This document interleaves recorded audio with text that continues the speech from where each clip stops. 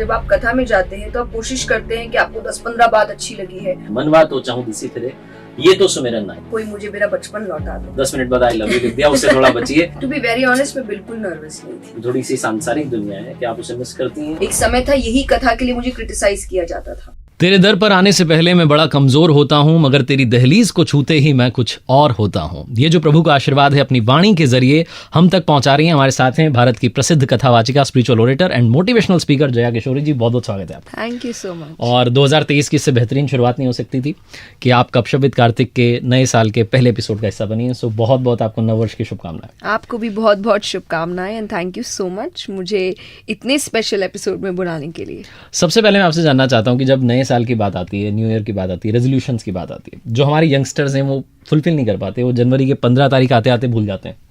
तो ये हम अपने ही थॉट पर, अपने ही कमिटमेंट पर टिके क्यों नहीं रह पाते? क्या लगता है आपको? क्योंकि हमें लगता है कि हम बहुत सारी रेजोल्यूशंस ले लेते हैं और ये मैं कथा में भी कहती हूँ कि जब आप कथा में जाते हैं तो आप कोशिश करते हैं कि आपको 10-15 बात अच्छी लगी है और आप सब एक साथ प्रैक्टिस करने की कोशिश कर रहे हैं। वो आप एक हफ्ता करते फिर बंद कर देते हैं क्योंकि पॉसिबल नहीं है ह्यूमन नेचर के लिए एक साथ इतने सारे चेंजेस लेना। तो मैं हमेशा कहती हूँ हर कथा से एक ही बात उठाइए, भले 10 बात अच्छी लगे पर उठाइए एक ही बात, ताकि आप उसको प्रैक्टिस कर पाए। तो रेजोल्यूशन भी यही है कि एक ही लीजिए कि इस साल मान लीजिए मैं एक ही चेंज लाने की कोशिश करूंगा या करूंगी अपने अंदर, ताकि आप उसको प्रैक्टिस कर सके। आप 10 ले आते हैं और कर एक भी नहीं पाते। राइट। कबीरदास जी का एक दोहा है, उन्होंने कहा कि माला तो कर में फिरे, जीभ फिरे मुखमाही, और मनवा तो चाहूं दिसी फिरे, ये तो सुमिरन नाई। तो हमारी जो अभी की जो जनरेशन है, स्पेशली अभी के जो लोग हैं, वो ये कहते हैं कि हमारा कंसंट्रेशन नहीं बन पाता है, हमारा मन एक जगह टिक नहीं पाता है। बहुत सारे लोग, जैसे मैं कहानियां सुनाता हूँ तो मुझे कहते हैं हम आपकी कहानियां सुन के, जैसे आपसे सुन के प्रेरित होकर ध्यान लगाने की कोशिश करते हैं, मेडिटेशन करने की कोशिश करते हैं, लेकिन मन जो है वो एक जगह टिक नहीं पाता है। तो आपसे बेहतर कौन हो सकता है बताने के लिए कि मन को कैसे एकाग्र करें, कैसे अपने चित्त को एक जगह पर रोकें? मेडिटेशन एक परफेक्ट सोल्यूशन है इसका। बट जैसे हम एक ऐसे एरा में जी रहे हैं जो पूरा टेक्नोलॉजी से भरा हुआ है और टेक्नोलॉजी आपको हर चीज़ विद इन सेकेंड्स देती है। तो हमारी हैबिट हो गई है हर चीज़ विद इन सेकेंड्स लेने की, या बहुत जल्दी हमें रिजल्ट्स की उम्मीद, इच्छाएं रहती है। तो it will take time. Meditation या नेचर ऐसे काम नहीं करता। आप बीज लगाइए तो वो अपने ही टाइम पे पेड़ बनेगा या पौधा बनेगा। आप भले ही ज्यादा पानी डाल देंगे तो वो जल्दी नहीं उगाएगा, वो अपना समय लेगा। तो ध्यान भी अपना समय लेता है, आपको टाइम लगता है, आपका ध्यान बार बार भटकेगा। और ऐसा भी नहीं है कि अगर आज ध्यान एकत्रित हो गया तो कल जरूरी नहीं कि वैसा ही होगा, कल वापस से ध्यान भटक सकता है। तो वो एक प्रैक्टिस और पेशेंस आपको लॉन्ग रन में ऑब्वियसली हेल्प करेगा। राइट। मुझे किसी ने कहा कि अगर एक बुक रखी और मोबाइल रखा हो तो 10 मिनट में कोशिश करूंगा किताब पढ़ने की, चाहे कोई भी बुक हो, लेकिन फिर मेरा मन जो है मोबाइल की तरफ चला जाएगा। तो मोबाइल, आप मानती हैं कि एक बहुत बड़ा डिस्ट्रैक्शन जो है आज की दुनिया में, या आपको लगता है कि मोबाइल से सही इस्तेमाल भी किया जा सकता है, अच्छे वीडियोस देख करके? बिल्कुल किया जा सकता है। हर चीज के दो पहलू है। आप क्या ग्रहण करते हैं, वो जैसे आप कहते हैं ना मौसम्बी का जूस पीने जाते, तो एक तरफ से जूस है, एक तरफ से कचरा है। अब आप क्या ग्रहण करेंगे ये आपके ऊपर है। आपको मिलने को एक अच्छी चीज मिल सकती है जो आपकी सेहत के लिए अच्छी है, और एक है जो कचरे के रूप में बाहर आ रही है। तो वो भी सोशल मीडिया या टेक्नोलॉजी भी यही है कि दो तरफ है, एडवांटेजेस है, डिसएडवांटेजेस है। आप या तो अच्छी चीज लीजिए, या जो कचरा है जिसे हम डिस्ट्रैक्शन कहते हैं वो लीजिए। आपके ऊपर, दैट्स योर चॉइस। राइट। अब मैं आपसे एक सवाल करना चाहता हूँ कि 6 साल की उम्र में ही आपने कथा जो है सुनाना शुरू कर दिया था, कथावाचिका आप बन गई थी। इतनी यंग एज में क्या आपको समझ आ चुकी थी कि मुझे क्या करना है, और कैसे ये सब शुरुआत हुई? थोड़ा अगर आप पुरानी बातों को ताज़ा करें। जी, मैंने कथा 6 साल से नहीं की थी, तब मैंने शुरुआत भजनों से की थी। लेकिन टू बी वेरी ऑनेस्ट मुझे नहीं पता था ये। मुझे ऐसा लगता है मेरी जिंदगी, कहते हैं ना, लिखी हुई आई है, डेस्टिन्ड है। मुझे अच्छा लगा जब मैंने शुरुआत करी, या मतलब कीर्तनों में जाना, या आपके जो इन्वायरमेंट हमेशा से घर में स्पिरिचुअल रिलीजियस रहा, भजनों से रहा। हनुमान चालीसा हम रोज करते थे, मुझे भगवान की कहानियां बताई जाती थी। तो एक बहुत ज्यादा क्यूरियोसिटी, जिज्ञासा मेरे मन में थी भगवान को लेकर। तो शायद बस मेरे पेरेंट्स ने उस जिज्ञासा को हमेशा वो आग देते रहे, आंसर करते रहे, सपोर्ट करते रहे, जिसका रिजल्ट है कि आज मैं यहाँ हूँ। तो कथा मैंने शुरू की थी, मुझे लगता है 13 साल के आसपास की थी, तब मैंने पहली कथा करी थी। उससे पहले मैं भजनों की शुरुआत मैंने की, फिर मैंने थोड़ा अध्ययन किया कथा से पहले, और 18 साल की थी तब मैंने श्रीमद् भागवत पहली बार करी। अरे वाह, जी, क्या बात मैं श्रीमद् भगवत गीता जो है रोज़ाना उसका पाठ करता हूँ, 10 श्लोक मैं रोज़ पढ़ता हूँ, तो 700 श्लोक हैं, 70 दिन में एक बार हो जाते हैं, तो 5 आवृत्ति मेरी हो चुकी है। और मुझे ऐसा लगता है कि जब जब मैं पढ़ने के लिए अगली बार जाता हूँ, मैं 6ठी आवृत्ति शुरू कर रहा हूँ, तो हर बार मुझे कुछ नया सीखने को मिलता है। बहुत सारे लोगों का ये कहना है कि हमें कुछ ना कुछ नए जो है आर्टिकल्स पढ़ने चाहिए, बहुत कुछ नया है दुनिया में सीखने के लिए, लेकिन मुझे लगता है कि हमें सबसे पहले अपने शास्त्र पढ़ने चाहिए। तो मैं आपसे जानना चाहता हूँ कि शास्त्र पढ़ना आपकी अगर आप वाणी में बताएं क्यों आवश्यक है आज के युवाओं को भी और हर पीढ़ी के अगर हम लोगों की बात करें? क्योंकि उसमें सब कुछ है। और ये मैं आपको एक्सपीरियंस करके बता रही हूँ कि शुरुआत में मेरे भी बहुत क्वेश्चंस होते थे, स्पेशली जब मैंने मोटिवेशनल सेशंस शुरू किए थे, तो मैं दूसरे तरह की मोटिवेशनल किताबें हैं वो भी पढ़ती थी। पर उससे पहले क्योंकि मैंने कुछ शास्त्र पढ़ लिए थे, तो मुझे ऐसा लगता था कि जो जो किताबें मैं यहाँ पढ़ रही हूँ ये सब कुछ तो लिखा है और सिंप्लीफाइड वर्जन में लिखा है या और डेप्थ में लिखा है। तो उस दिन मुझे पता चला कि खजाना तो आपके ही पास है, आप बाहर ढूंढ रहे हैं, लेकिन पूरा खजाना आपके पास पड़ा है। तो पहले अपने शास्त्रों को पढ़िए, फिर डेफिनेटली आप बाकी चीजें पढ़िए और आपको समझ आएगा कि जो आप पढ़ रहे हैं वो पहले ही आपके शास्त्रों में बता दिया गया है।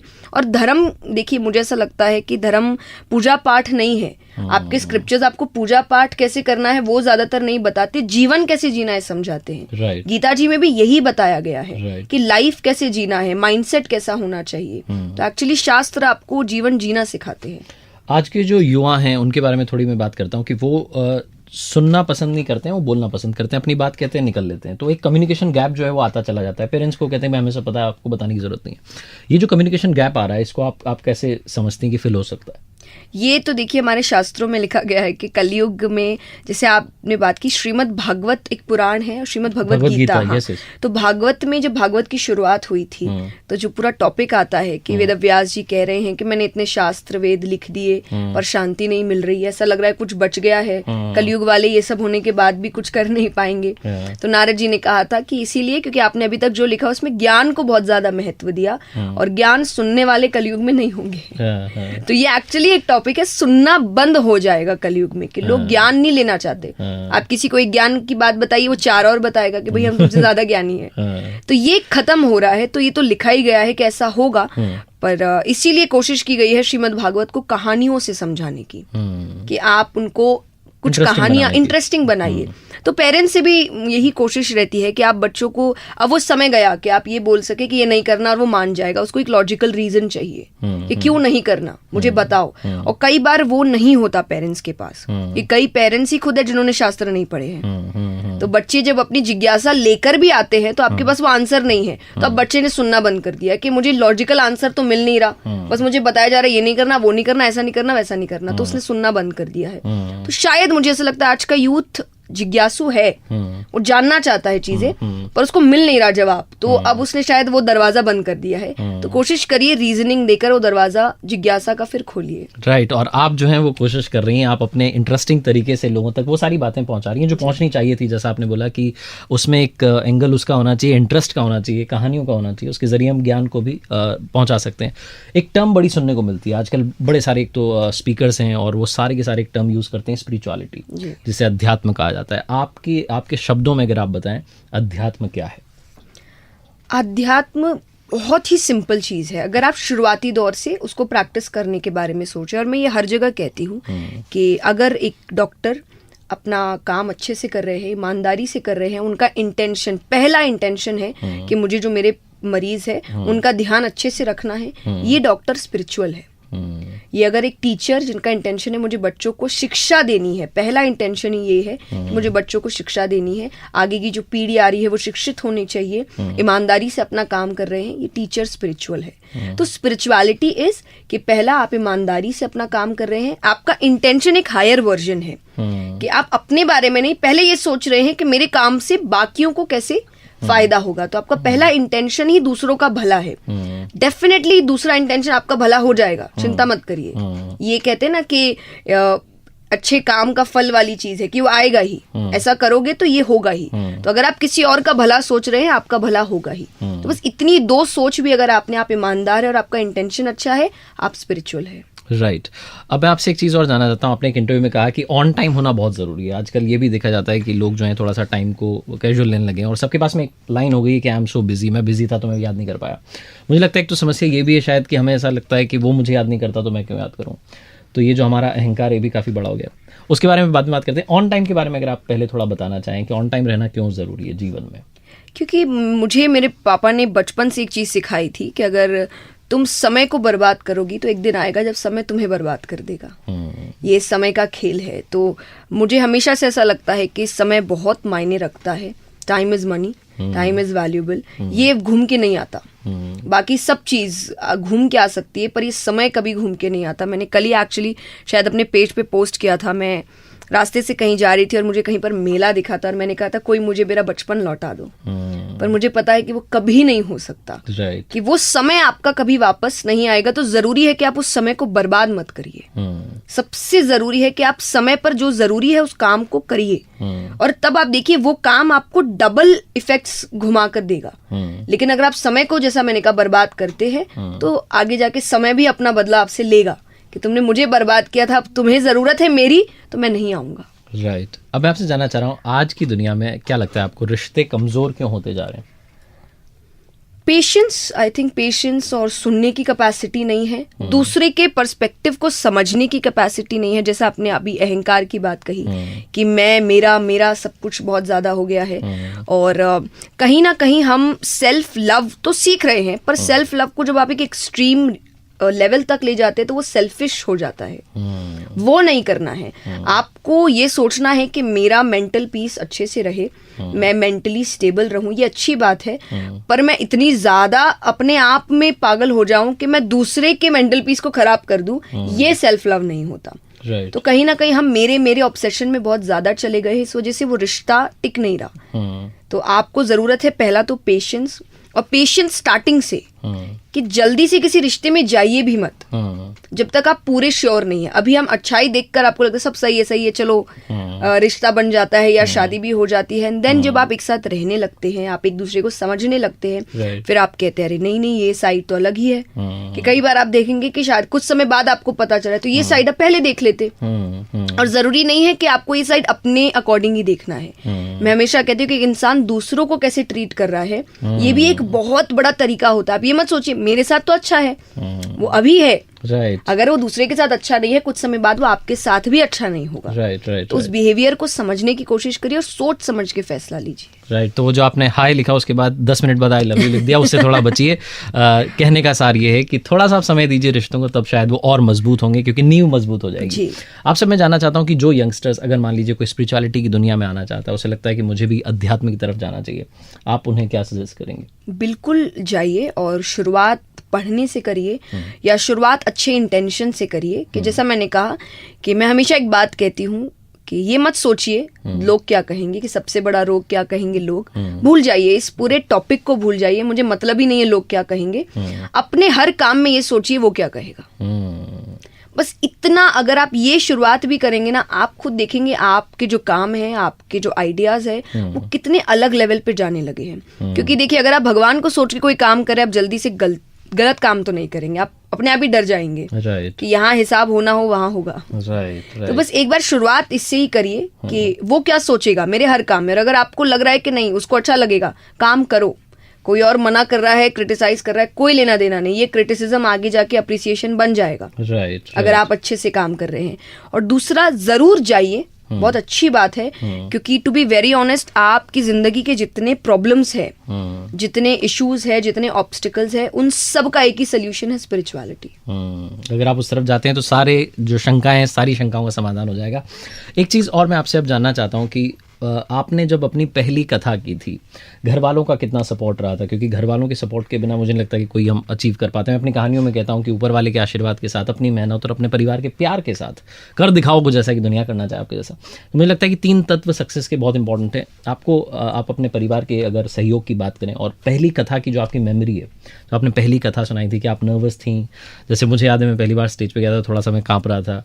अब हालांकि कितने भी हज़ार लोगों तो वो नहीं होती कपकपाहट, लेकिन उस वक्त मुझे एक नर्वसनेस थी, शिवरिंग हो रही थी। आपका क्या एक्सपीरियंस था पहली बार जब आप मंच पे गई और आपने कथा सुनाना शुरू किया? टू बी वेरी ऑनेस्ट, मैं बिल्कुल नर्वस नहीं थी। अच्छा। मतलब ये चीज मुझे ऐसा लगता है कि गॉड्स ग्रेस, मुझे ये चीज मिली है ऊपर से कि मुझे डर नहीं लगता लोगों से। बहुत बढ़िया। मुझे कभी बचपन से डर नहीं लगा। मैंने बचपन से ऐसे ऐसे काम किए। मुझे याद है कि हमारे कॉम्प्लेक्स में एक बार सरस्वती पूजा हो रही थी और कोई वहाँ के बहुत बड़े मिनिस्टर आए थे माला पहनाने के लिए। और मैं बहुत ही छोटी थी, आई थिंक जब बच्चे बोलते हैं पर इतना भी कोई, और मैं ऐसे तैयार होकर बैठी हूँ। और मुझे बचपन से, जैसे मैंने कहा, कहानियां सुनाई जाती थी और ये बताया जाता था सरस्वती जी स्टूडेंट्स की देवी है, बच्चों की देवी है।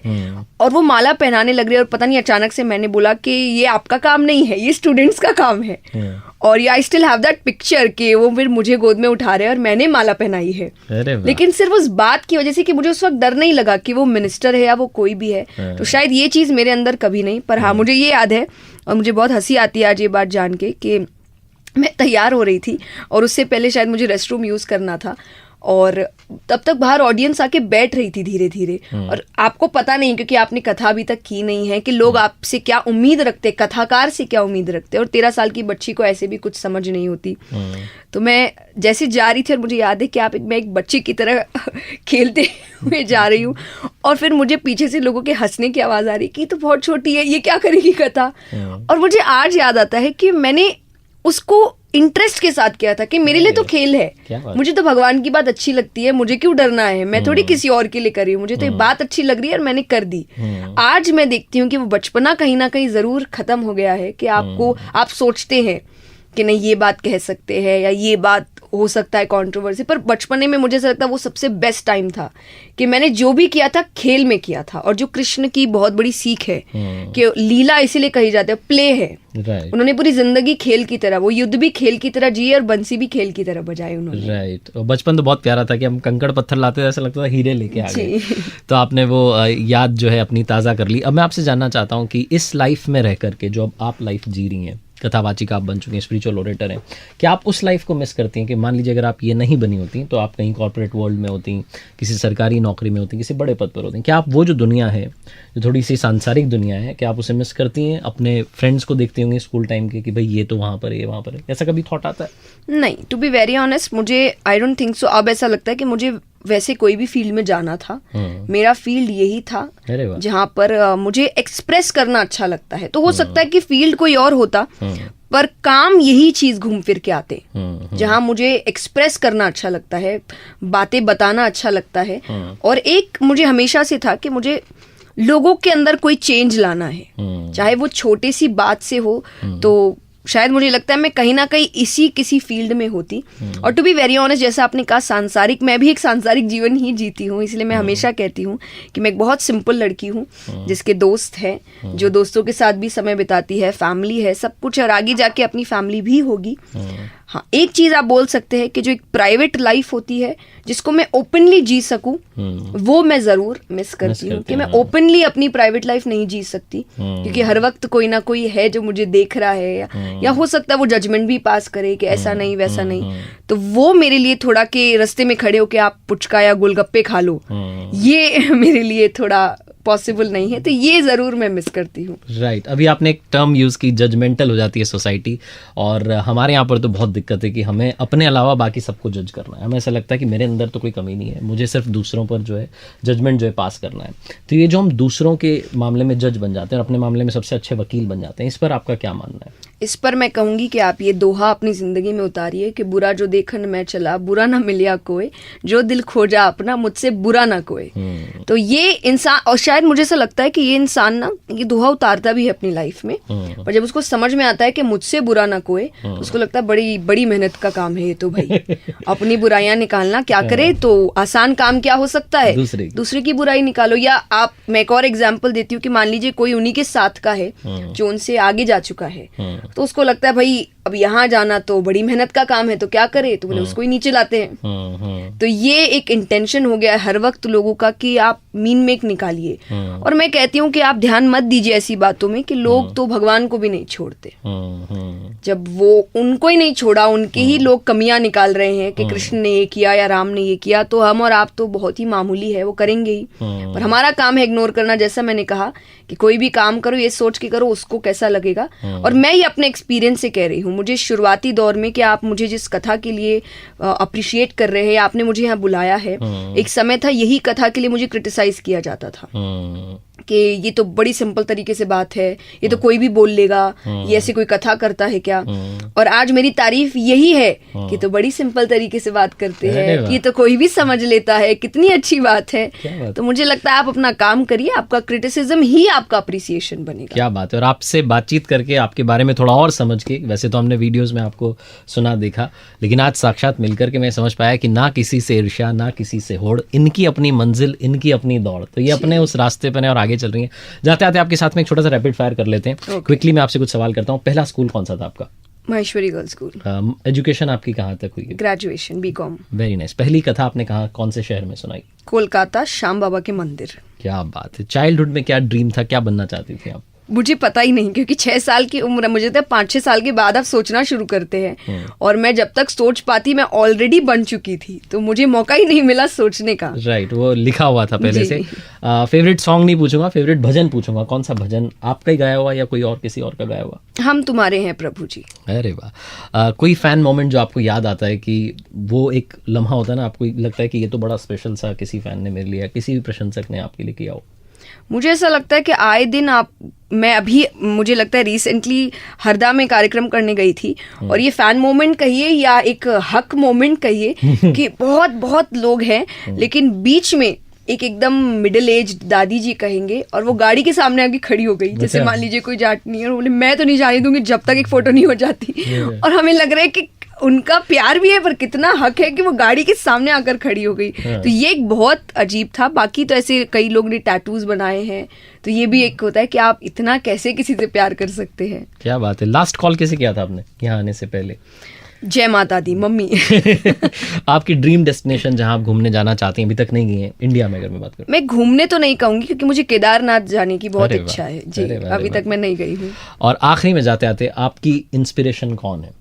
मुझे ऐसा लगता है आज तक मैं बहुत लोगों से मिली हूँ, पर मेरे पेरेंट्स ही मेरे इंस्पिरेशन अभी तक है, क्योंकि इस उम्र तक अभी तक उन्होंने अपनी मेहनत, अपना बदलाव नहीं बदला है। यानी वो हर चीज में कुछ ना कुछ चेंज कर रहे हैं, नया काम कर रहे हैं, कुछ ना कुछ खुद ही करते रहते हैं, अपनी लाइफ को लेकर भी, मेरे को लेकर तो करते ही है। तो मुझे लगता है वो जब अभी तक नहीं थके, तो मेरे पास तो कोई रीजन ही नहीं होना चाहिए कि नहीं मैं थक गई हूँ या अब मुझे रुकना है, तो मुझे तो रुकना ही नहीं चाहिए। राइट। मैं जब सुबह स्टूडियो आता हूँ, 7 बजे मेरा शो होता है, तो मुझे कई बार नींद नहीं खुलना होती है, मन नहीं हो रहा होता कि जगना नहीं है, लेकिन फिर मुझे मेरे फादर याद आते हैं, क्योंकि वो सुबह सुबह निकल जाते हैं, उनकी ट्रेन होती है, जब वो गवर्नमेंट जॉब में अभी, तो वो 6 बजे ट्रेन पकड़ लेते हैं। तो जब मैं 5:30 का अलार्म बज रहा होता है, तो मैं सोच रहा हूँ तो स्टेशन पहुँच गया हूँ, तो मेरा माइंड अपने आप कहता है बेटा आप तो जगी जाओ। तो पेरेंट्स से बड़ी इंस्पिरेशन नहीं हो सकती। थैंक यू सो मच, आपने समय निकाला, आप यहाँ पर आई, बहुत सारी बातें हुई, एंड आई रियली होप कि इस इंटरव्यू से जो देखने वाले हैं उनका नया साल और नया हो जाएगा। जाते आते मैं आपसे रिक्वेस्ट करूंगा कि मैं अक्सर कहता हूँ, कर दिखाओ कुछ ऐसा कि दुनिया करना चाहे आपके जैसा। ऊपर वाले के आशीर्वाद के साथ, अपनी मेहनत और अपनों के प्यार के साथ कर दिखाओ कुछ ऐसा कि दुनिया करना चाहे आपके जैसा, इनके जैसा। बहुत बहुत आभार। Thank you so much. बहुत बहुत धन्यवाद।